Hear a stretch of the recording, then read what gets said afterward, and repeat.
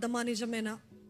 లేకపోతే నువ్వు ఏదో మా దగ్గర నుండి పొందుకోవడానికి సమ్ సెల్ఫిష్ అంబిషన్ నీకు ఉంది, లేకపోతే హూ అపాయింటెడ్ యూ అని ఆయన అథారిటీని క్వశ్చన్ చేసిన వారు కూడా చాలామంది ఉన్నారు. అట్లాంటి పరిస్థితుల్లో కూడా he said one line that really touched me. అపోస్తల కార్యము 20వ అధ్యాయము 24వ వచనం, యాక్ట్స్ 20:24లో. ఇది I wonder why this is not written in Telugu Bible, కానీ ప్రతి ఇంగ్లీష్ బైబిల్లో మరి ముఖ్యంగా కింగ్ జేమ్స్ వర్షన్లో ఇది చాలా చక్కగా రాయబడింది. ఆయన శ్రమల గురించి ఒకటి తర్వాత ఒకటి చెప్తూ వచ్చి, ఇదిగో నేను ఓడలు విరిగిపోయినాయి, మేము ఆకలి దప్పులతోటి ఉన్నాము, మేము ఎంతో శ్రమలు గుండా వెళ్ళాము, అన్నీ ఆయన బాధలంతా కూడా చెప్పుకుంటా వచ్చి ఆయన ఆఖరిగా అన్న ఏం మాట ఏంటి తెలుసా అండి? None of these move me. Can you say that in the comments?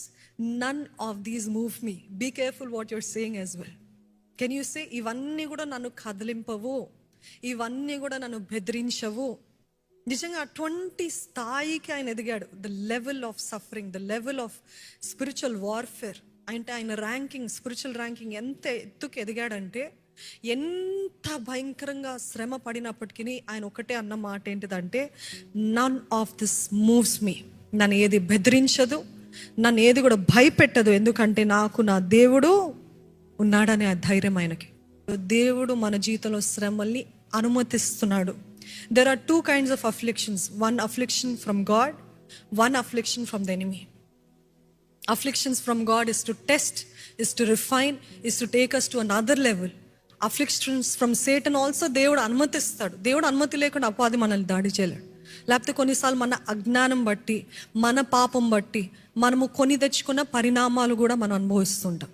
Those are afflictions from the enemy.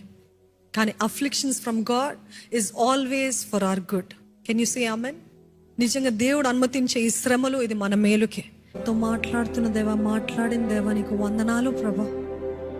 ఈరోజు ఎట్టి పరిస్థితుల్లో కూడా లైవ్లో చూస్తున్న ఏ ఒక్కరు కూడా వృధాగా సమయం వెచ్చించలేదని నమ్ముతున్నాను ప్రభా. నువ్వు మాట్లాడే దేవుడివి ప్రభా, నువ్వు దర్శించే దేవుడివి ప్రభా. ప్రతి ఒక్కరి హృదయంలో, జీవితంలో నీ కార్యము జరిగించి మనం వేడుకుంటున్నాను ప్రభా. మేము ఎవరం కూడా నువ్వు మాకు నేర్పించే పాఠాలు వృధా చేయకుండానట్లు, మాకిచ్చిన నొప్పికరమైన పరిస్థితులు గుండా నువ్వు మాకు నేర్పించిన విలువైన పాఠాలు బట్టి నీకు వందనాలు చెల్లిస్తున్నాను ప్రభా. Help us not to waste our pain and suffering and afflictions, Lord. Help us to use them for your glory, Lord.